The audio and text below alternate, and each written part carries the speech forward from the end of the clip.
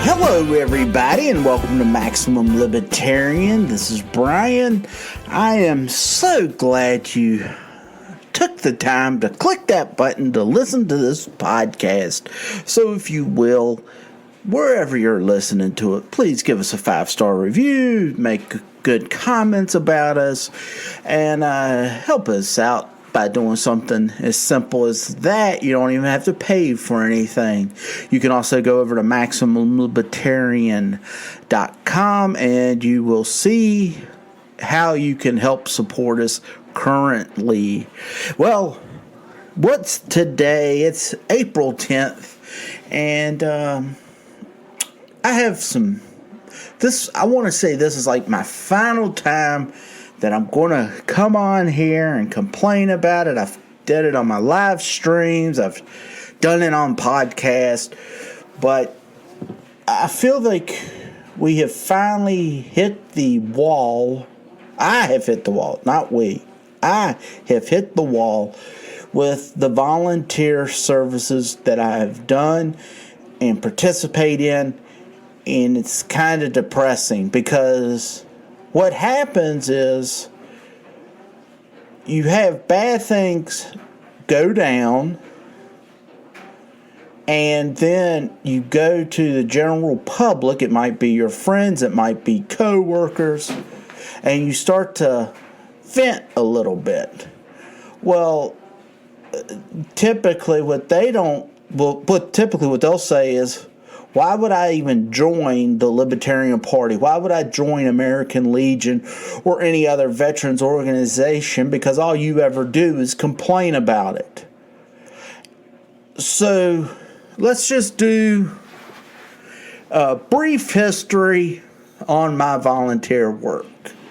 Now, if I knew how to bring people to the party, to the veterans organization, to the church that I attend, I would not be talking to you right now because I'd be out selling my book. I would be a multi-millionaire. I'd have better friends, better life, all that good stuff, because I would understand how to get people to come to my facility with the algorithm of my voice. So let's just begin. 2000, I went into the United States Navy. And when I went in, I was a Republican. I even made the comments on several occasions back in the 90s where there was an independent running, like Ross Perot or whomever. I did not know of the Libertarian Party. So I never badmouthed them, but I was bad-mouthing any other third party that I would hear about, because, I know our past senator here in the state of Virginia, John Warner, he wasn't a good guy. He was the first guy, I remember, I think it was 1996, and Senator Warner took a picture of Mark Warner, who was running against him, and Doug Wilder, who was the governor at the time, and President Clinton. And what they did, Mark Warner was over to the right of the picture. He was still in the group, but he took Mark Warner's head off, the body, they took it off, they photoshopped it, and they put it onto the gentleman who was shaking Clinton's hand and Doug Wilder's hand. Maybe, I can't remember. It was the three of them in the center. But they actually changed the picture, and it came out within a day. Like, look, this picture's a fake. They used a computer. Like I said, this is the first time I'd ever seen a photoshopped picture like that. And that's what they did. They took it, and John Warner's people said the reason we did that was because it still shows that Mark Warner would be extremely tight with John Warner with President Clinton and Doug Wilder. Needless to say, John Warner I don't know what the percentage was. I wasn't that heavily into politics, but I know I voted for John Warner. That was one of the first. That was the first vote I ever did where I was very hesitant to pull that trigger and give my support, because by me voting for John Warner, that told not only did it tell John Warner, but it told the entire Republican Party, or any party, I'm cool with you lying, cheating, and stealing to get a vote. So that was the first time, and I always remember that one. I even voted. But one of the statements was, "Oh my gosh, we can't vote for Mark Warner, because if Mark Warner gets in there, Mark Warner's he's a Democrat, and we know how Democrats lead, exactly like how Republicans lead." At the time, I did not know that, but it was. They used to sell it so well that the Republican Party truly cared for the individuals out there. So, all right, time goes on. 2000, I joined the United States Navy. And while I'm in there, I really watched hardly any news. I watched a little bit. I knew what was going on, but nothing crazy. I remember being on the boat, and when they made the announcement that George W. Bush had won the presidency from Al Gore, and I remember I was happy with that. I voted for George Bush. Of course, he started the war with Dick Cheney and all the other responsible parties. Not just them too. I think a lot of times we like to just go, well, it's George Bush's fault. It's Dick Cheney's. No, it's a lot of people's fault. So they should all be punished for that. Okay. So we go through it. 2004, I voted for President Bush again. The reason being is because we're at war. John Kerry was trash. And I never really respected a individual that served in the military and threw his ribbons over the White House's fence. I think he said he was protesting Vietnam or something like that. And I talked to several individuals up there who knew John Kerry as a senator, and they did not trust him. They did not like him. And I kind of went off that. But at the same time, I was still a Republican. You keep going down the list, and then I still stayed Republican. I get out of the service in 2006. I'm a Republican. And then 2008 is when things started to change. Because, now, granted, I had been looking at the foreign policy, questioning. I was confused with some things. When you really sit back, now I was sitting back on, why did we go into Iraq? We knew bin Laden was, from my understanding, in, was it Pakistan, I believe? There should have been one of those moments where we just go, look, this is who we want. Either give them to us or we go scorched earth on you. Well, that's what a norm. Not let's go kill every civilian and blow up neighborhoods and put people out. Let's just change governments, because that always works out so well when they do that. So 2008, we get the wonderful Senator John McCain, and this guy shows up on Neil Cavuto, and it was just like they were giving him a little breadcrumbs. His name was Congressman Ron Paul, and within 5 minutes, if that, I said, "Oh my goodness, this guy makes sense to me. He's saying exactly what I need to hear, And Dr. Paul had, like I said, F5 minutes on Neil Cavuto's show. And 2008 primaries was here in Virginia. I wasn't even going to vote. I was checking out of the Republican Party. I was just standing by the flag just because that's how we always do it. And someone had put a Ron Paul for president yard sign in the center of the highway. And I went, oh my gosh, it's primary day. Let me go. That was my first time I voted for Ron Paul. And, of course, John McCain, pretty much the warmonger. I know everyone loves to... once bad people... And I'm not... He made bad policies. He might have been a great guy. I don't know. But he had really, really, really bad policies. He liked war, which is weird because he was a prisoner of war. You would think he would try to stay out of conflicts, but he really raced to them. And when he won the nomination, he pretty much laid down. And at the same time, they selected Sarah Palin, who I probably have issues with. I know I have issues with some of her thought patterns and things. But the way that they tore her down and ripped her apart inside the Republican Party. And the Democrats were no better. So it's not just because Democrats pretend to like women. They are trash on women's rights also.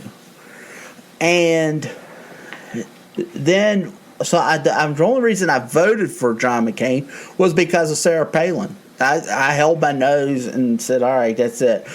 Then the Barack Obama gets elected. Then the Tea Party shows up. Let's keep them constitutional conservatives and all that good stuff. Okay, so the Tea Party shows up. I go to a Tea Party before it gets hijacked by the Republican Party. It's a place called Elmwood Park here in Roanoke. And there's a table for this thing called the Libertarian Party. Now, I never heard of this third party, the Libertarians. If I had, it just went in one ear, out the other, nothing special. So, I talked to them. They said we meet at the library on the second Monday of each month. And I said, wow, that's pretty cool. And, but I'm still a Republican.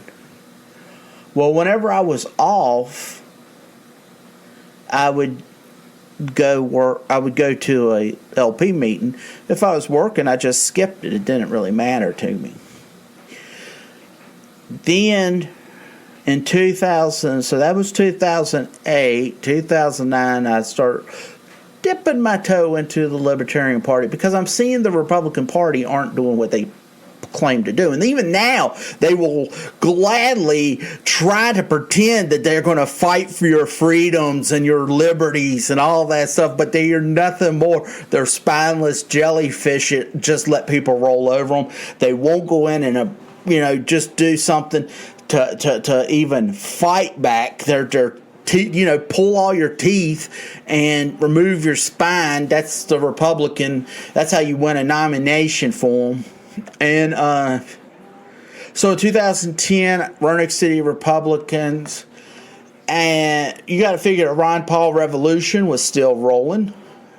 A lot of momentum, a lot of young kids. So I tried to go over here. I did a little with the Roanoke City Republicans. They had a couple people run for city council, and they asked me if I would, after I worked the precinct, and some guy sent me an email and was like, would you like to be the precinct captain for this area? And that just pretty much means you'll man it. You'll get the individuals to work from 6 a.m. to 7 p.m. That's what the times are here in Virginia. And as the captain, that's I'd be responsible to get the water to them and handouts and all that good stuff. Well, I sent back the email. I said, well, the only reason I don't want to do this is because I'll do it if I like the candidates. And look, I'm going to throw a monkey wrench into the Roanoke City. So 99.9% of the time, if there's someone other than a Democrat on the ballot, they'll get my vote. That's not an endorsement. It's just me throwing a monkey wrench in there. I would love to see Libertarians run, but we can get on to that later on in this show. Okay. Now, fast forward, so then they're going to have a change of leadership, the new chair. This one individual who was wanting to be the Roanoke City Republican chair, he was also part of the Roanoke, Ron Paul, Roanokers for Ron Paul. That Ron Paul revolution, I knew him. He had come over to the Libertarian stuff, helped us out a little bit. He said, "Will you come down and vote for me?" I said, "Sure." So I had to rejoin the Republican Party of Roanoke City. So I paid $25. He brought 4 people down there. It wasn't a big turnout, but he brought 4 people down there.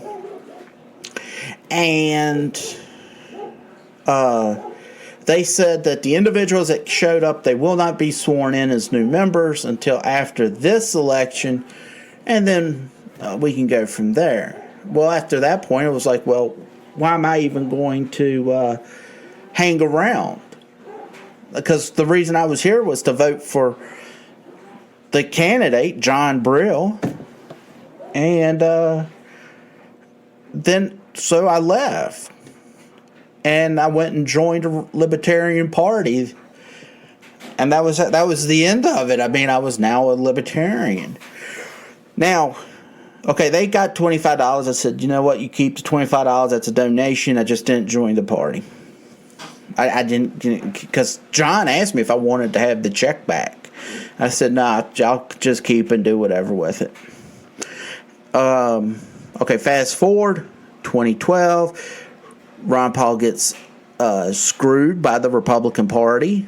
They went with the spineless, teethless Mitt Romney, and Ron Paul could have challenged Barack Hussein Obama. And what did they do? They screwed Ron Paul, and they went with Mitt Romney. Now, let me just tell you this. In the between here, they were now going to have to do another chair for Roanoke City Republicans. They said, but instead of having to be a dues-paying member of the Republican Party, which, in my personal opinion, if you are an affiliate, if you are a state person, if that individual shows up and they just pay day of, I can actually understand why they didn't want me there. Why they didn't give me the right. Because it's not my responsibility. If I'm not going to stay there, if I'm just there to put the worst person in charge of your organization, you have no skin in the game. You know, so I honestly do understand why they said that. So, but that also just pushed me. I was already out the door. I'm just now standing out the door. The door is open, but now we got that going. So John ran for chair, and it was organized by the Roanokers for Ron Paul. Everyone came down there and voted. It was over 100 people came down there to the Roanoke City Republican meeting because it was an open primary. It was so you didn't have to be a member of the party to vote. I went down there to get my $25 vote back, and I was going to vote for John. So I took my brother, who was a member of Roanoke City. He didn't care, and we're sitting there. And this is the question that comes up, and it's still, to this day, the individual goes. Now, there were several people who said, John knocked on the doors. I never saw the Roanoke City Republicans. He was the first one I ever saw. He was very nice. He did a lot of good things. There was a couple things he did that was absolutely right compared to the current chair at the time. Well, John was also going around telling everyone how bad this guy was and how he wants to take over and come on out and he's horrible. So that now we're standing there. They're standing there, and we're sitting watching. And this is a packed house. They said, the guy looks at John and says, if I was everything you ever wanted to do, we put through. You said you wanted that guy to be the head of that committee. We voted him in. He never came back to another meeting after that. You wanted this, you got it. If I was doing such a bad job, why didn't you come to me? Why were you going behind my back telling everybody? John looked like a deer in headlights, okay? This guy to the side, I don't know what his name is. He just says, no, the real important question is, if whoever our nominee is, are you going to support him? And of course, John goes, yes, I'll vote for Mitt Romney, even though he's been hanging out with all the Roanokeers for Ron Paul. But it was such a question. I was so tempted to tap my brother on the arm and say, don't vote for John, vote for the other guy. I should have stood up and said, no, I want to know the answers to that question. Because John couldn't. Like, when I was doing stuff with the Libertarians, and we had Melissa was the chair, anything I wanted, I would just go to her. She would let me do. I never went behind her back and said, oh, Melissa's such a bad job. Oh, she's doing such this. And then there was never, I wish she was still with the group. But that's a whole nother story, and we'll probably get to it later on in this conversation. So, John wins it.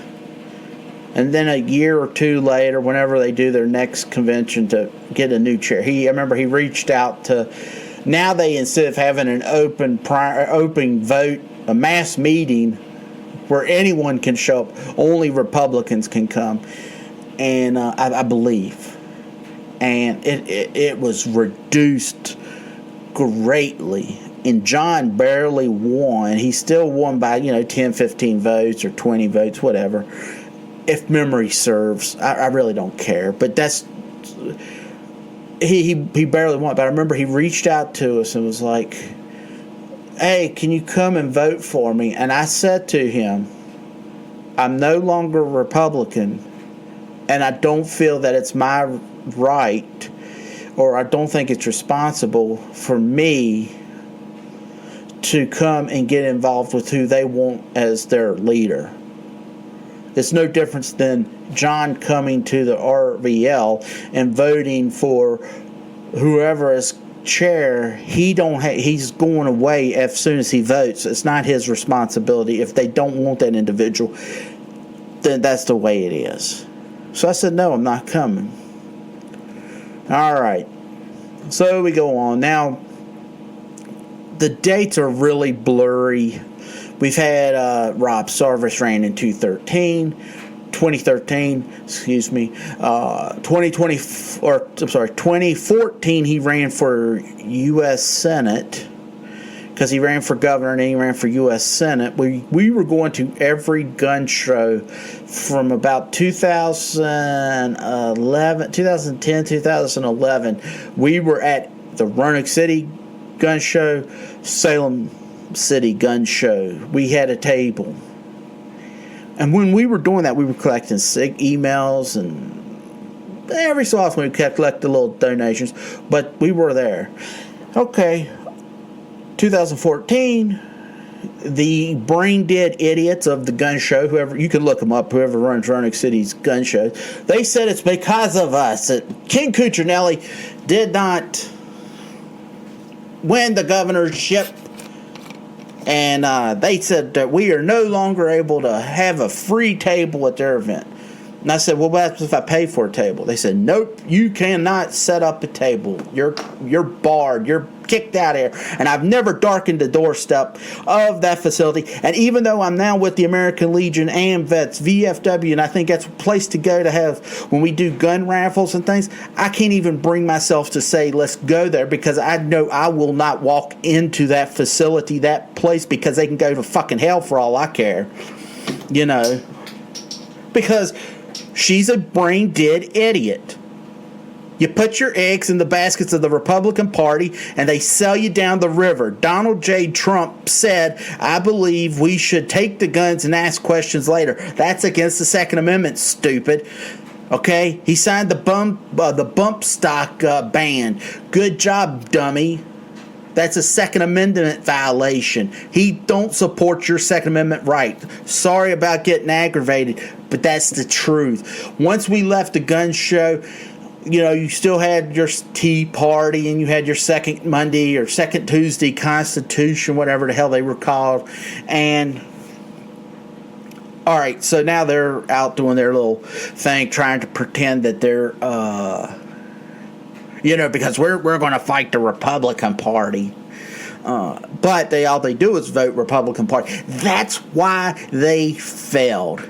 They tell you how bad Bob Goodlatte is, but at the same side of the other side of their mouth, they're telling you how they're going to vote for Bob Goodlatte, how they're going to vote for Mitt Romney, how they're going to vote for George Allen, even though these guys have been sitting here telling you how bad they were. But we've got to vote that route. Okay. That's why the Roanoke City Tea Party, or all Tea Parties, not just Roanoke Tea Parties, because there's a couple guys in there I do like, and I don't think, but they were heavily inundated with losers from the Republican Party. And when you tell someone, these guys are bad, but we got to vote for the bad guys, ladies and gentlemen, you still get bad guys. Okay, so we got kicked out of the gun show. When I truly see, okay, then we had, we had Cliff Hyra run for governor in 2017. They picked him up. He was a great guy. I think he was a great candidate. I would have loved to have actually seen him run a campaign. But with Cliff, his wife was pregnant, and he was, that was it. He was he couldn't really be away except for like X amount of hours away because she could be in labor any moment. He was a paper candidate, and I think that's fine. But when Rob Sarvis was, he was all over the place. We could have had double digits, but Glenn Beck lied and said that the Democrats were funding Rob Sarvis, which was a complete lie, and the Republicans still push that lie to this day. So we had Cliff Hyra, then we had Matt Waters roll in 2018. He ran for U.S. Senate, but Matt Waters, even though he's a lifetime Libertarian Party member, he still ran right back to the Republican Party. And as we got, then we had Gary Johnson did very well in 2012 and 2016 for president. Joe Jorgensen, obviously that was the COVID years, so it was kind of hard for her and Spike Cohen to really make impacts. I think it could have done a lot better. I wish Spike would have been top of the ticket because he's a better representation when it comes to speaking. I think, if you read her works, she's fine. Joe Jorgensen, that is. But Spike, when you vote for a president, you need someone who can be like that cheerleader, someone who can speak and make you go, okay, rally the troops with your voice. Okay? So since then, we've been, mediocre. We've been slipping down a little bit, I feel, here in this state. And look, I'm throwing stones, but I'm throwing them right at my own house because I've been the chair of the RVL since 2018, and I've been the 6th District chair since 2014, I believe. And COVID just took all of our memberships away. You can't get individuals to come along and everyone will come along and tell you how libertarian they are, but then it's like, well, I need you to do this. No. And they never come back. You don't even tell them that you need them to do anything. Just come back. And no one shows back up. Sorry to let everyone know. I know it breaks everyone's heart, but this is reality. When you run in a volunteer basis, you get some, like Republicans, I feel no sympathies for the Republican Party here in the city. If they can hold little Ronald Reagan fundraiser dinners and get a lot of money, because they get to run around and say, see, we're one of the two major parties. If you want to, and then like as John Brill did, he went to the Second Tuesday Constitution group. Someone said, why don't we join the Libertarian Party? He said that he made some snide remarks about us and pretty much cut our throats, even though he would come to our meetings all the time and pretend to be our friend. So he showed up here a few weeks ago or a few months ago, and I remember, see, that's where instead of being, I should have just told him to leave, asked him to leave. But it's open to everybody. I usually want to open it up to everybody because I like to hear others' thoughts. But he started the same dumb shit, talking about the Whig Party and how he read a 900-page book and I said some things that maybe I shouldn't have, but I don't care. I mean, I lied. I don't know. That might come to a shock to some of you, but I actually I told him, I said, I don't like the Republican Party and I don't like you. And I said, well, I didn't mean to say I don't like you. I did say that. And I wasn't expressing myself right. Now, I don't like the Republican Party and I don't have no issues. I don't really care for John. You cut my throat behind my back. You cut my group. And now you're showing up wanting to see if we'll try to team up with the stupid Republican Party of Roanoke City. Look, like I said, I'll vote. I'll give your candidate a vote, but they're never going to speak at my group. I don't give a damn if we had 4 people there, if we had 100 people there. You're not speaking. The only people that from the other parties that can speak if you're an actual representative. So like Ben Klein could come, Sam Rizul, Dave, whatever from, he's a Republican. But it's so frustrating. And, what I'm saying now, okay, so now that's the history of my thing. So now what we are at is the Libertarian Party of Roanoke City, the RVL, Roanoke Valley Libertarians. We're truly at a crossroads. I need help, but no one wants to come out and help. Everyone will tell you how they don't like the system, the current system, but when you say you got to put the rubber's got to meet the road, it's eventually, you should have asked me yesterday. I wasn't busy yesterday, but now today I'm very busy. Well, what about next week? Well, I'm tied up until the last time. Well, what about the week after? Well, you should have asked me once again yesterday. You should have asked me yesterday. I would have been completely free. If you look at the libertarians are so hell-bent on eating their own. So we're now, okay, so now, like I said, you can't get no help, but people want you to do things. Then you have, like I said, libertarians eating their own. Okay? Now let's talk about that.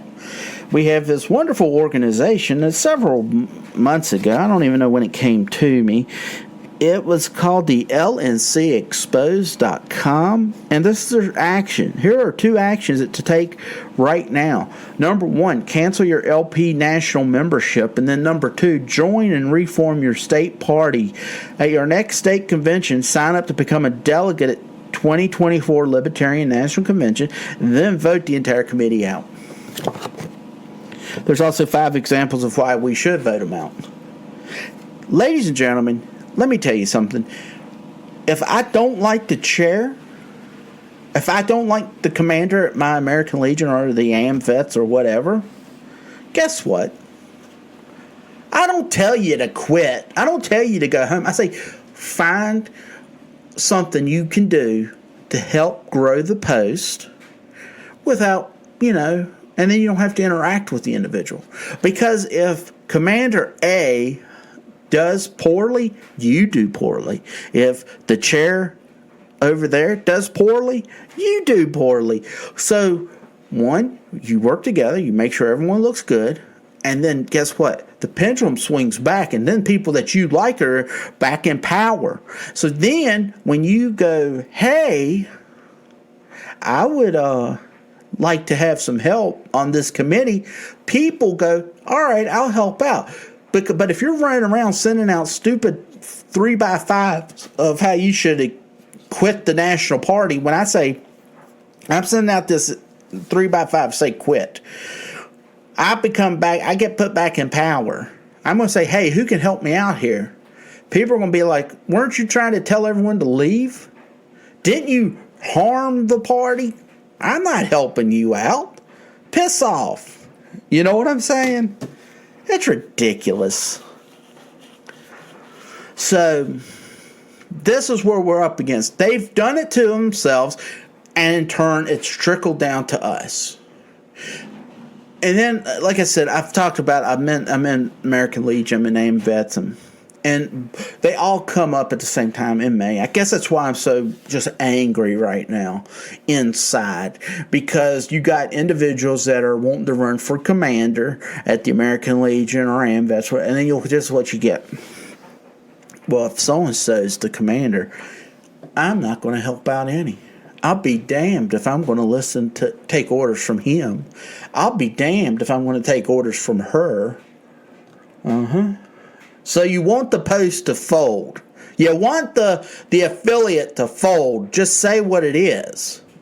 Don't come back after 2 years of telling me how the Mises Caucus sucked and then tell me that you want to help out. Why the hell am I... And I'm going to help out only for 4 months. Well, what the fuck does that do for me? We're not even close to one another. I used to always think we were building friendships here. I really did. I truly did think when I was in the first starting. Come find out there's no friends. This is all being co-workers. This is like going to work. You might have one friend there, maybe 2 friends, but the rest are co-workers. And you're not wishing harm on anyone but your co-workers. But I was under this fantasy of us being friends. And when I got stuck as being chair, that was when I really found out. Like I said, Melissa was the past chair. I was at this point, my folks were starting to get a little bit, having to get to the hospital. I was having to help out a little bit more with them. And I said, I think I'm going to resign as the 6th district chair and we were having a convention. I was going to let Will Hammer be the chair. And she says to me, oh, no. That's not a good idea. That's not a good idea. You need to sit back and think about it. Just relax, think about it. And it sounded weird. And I also said, I wish I wouldn't have got so active with the American Legion because I'm the adjutant there, but there's no one there to replace me. So if I said, all right, I want to be the sergeant at arms, I want to be the chaplain, I want to be first vice commander, whatever, I want to be the commander. Well, there's no one to replace me as the adjutant.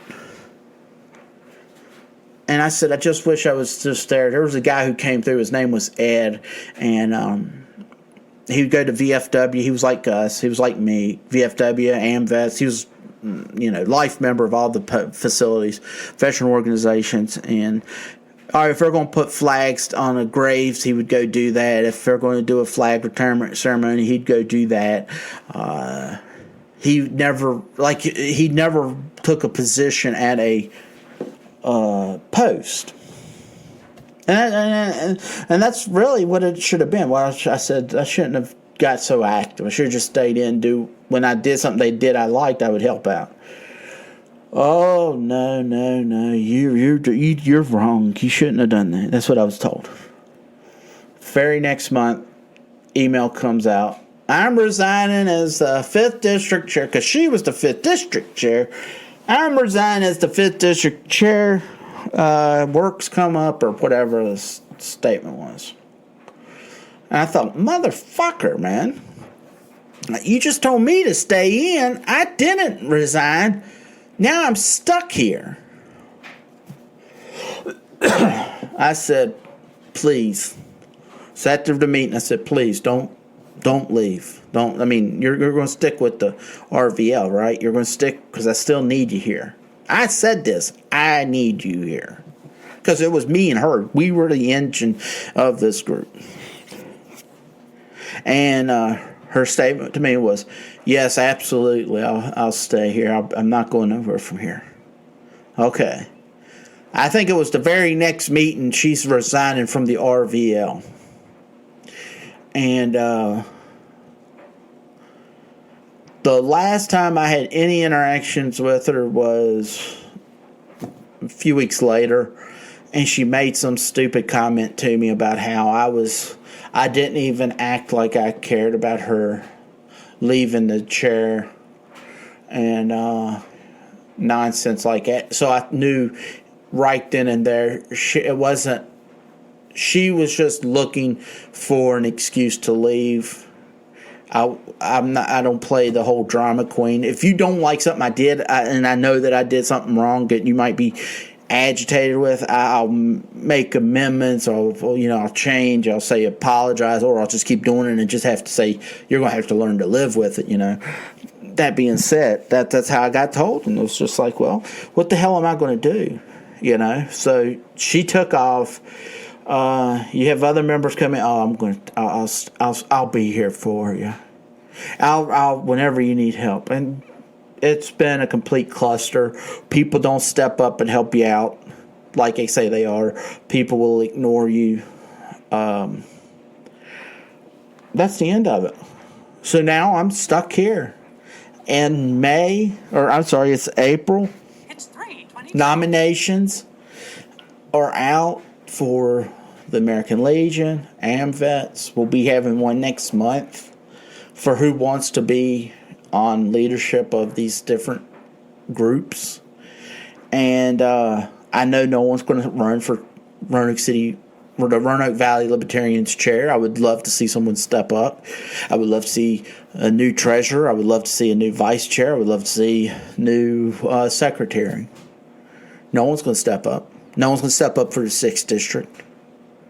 And no one new is stepping up for these veteran organizations, and because of that, they are dying. You're seeing, I've been here since 2010. You're seeing, and now I'm just regurgitating the exact same thing I did from 2010. I need a kid to come in, like when myself, Melissa, and Andy started the RVL. We were going to gun shows. We were going to Pride in the Park. We were going to the Apple Festival. We were going anywhere and everywhere that would let us sit up a table.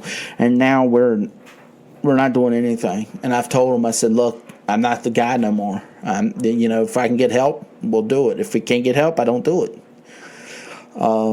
Back in the day, I was going out there collecting signatures at the DMV. I was collecting signatures downtown Roanoke, Blacksburg, wherever. I was going up and down Franklin County. I was getting signatures because I'm side by side with the 9th and 5th district, and I'm in the 6th, and I felt that it was my responsibility and my duty to help out, get signatures. Well, now it's that point, and I have no desire to collect signatures. The end. So in turn, I sit around, I complain, I bitch and bellyache to individuals all the time. And I just wanted to come on here one last time. You can write this down, my friends. April 10th, 2024 is my last time, and I'm going to complain about this stuff. I'm not going to go down to... I might go down to AMVETS tonight, have a couple beers, bitch about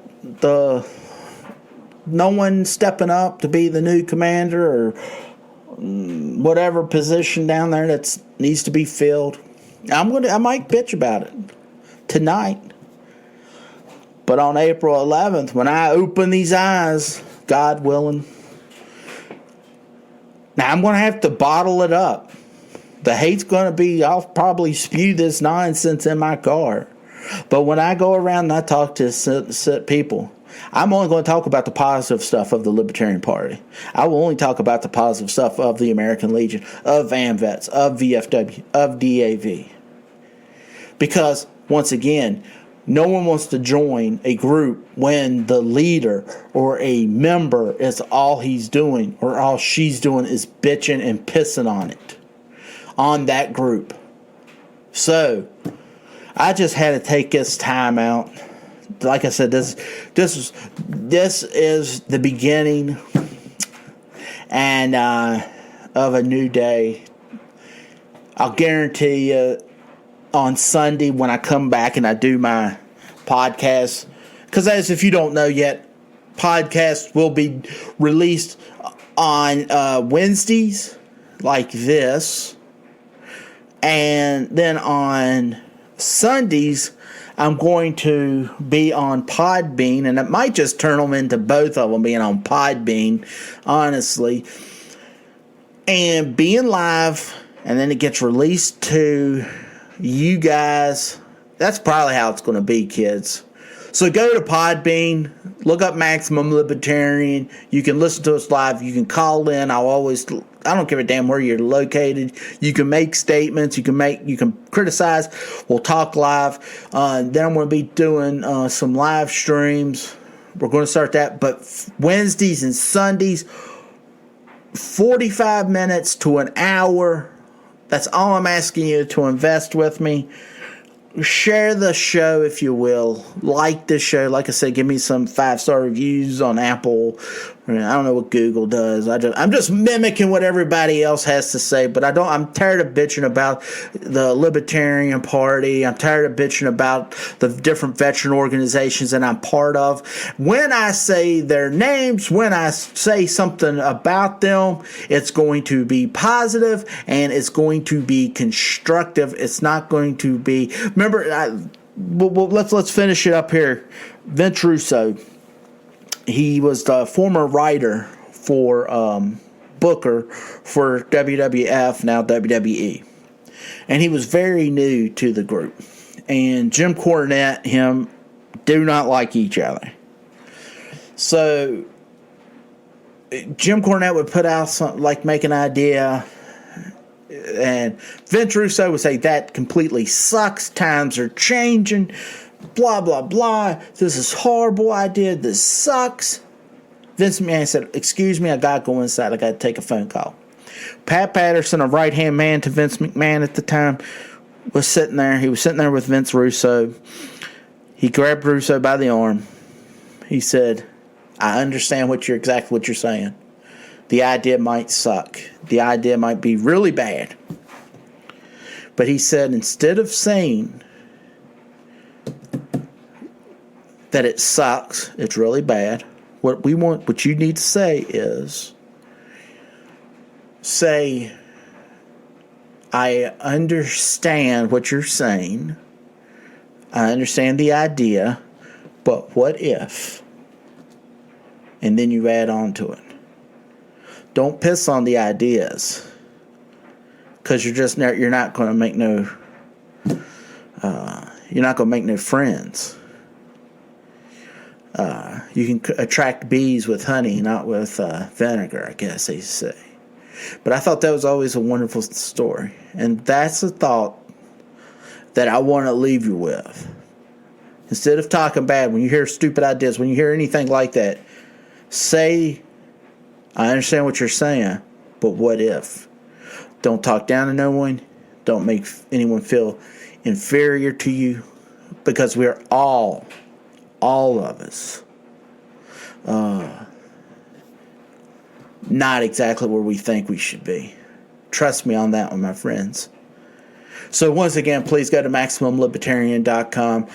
Find out how you can help us out right now, because we got some things in my little pea brain, that little penny in the jar, that when I shake my head, I can hear that penny rattling. Please go to MaximumLibertarian.com. You're going to see how you can help us subscribe to our X account in YouTube, Odyssey, Rumble. And until next time, if I may leave you with one of the great lines from a television show, Trailer Park Boys, and Ricky's father, Ray. And that's the way she goes.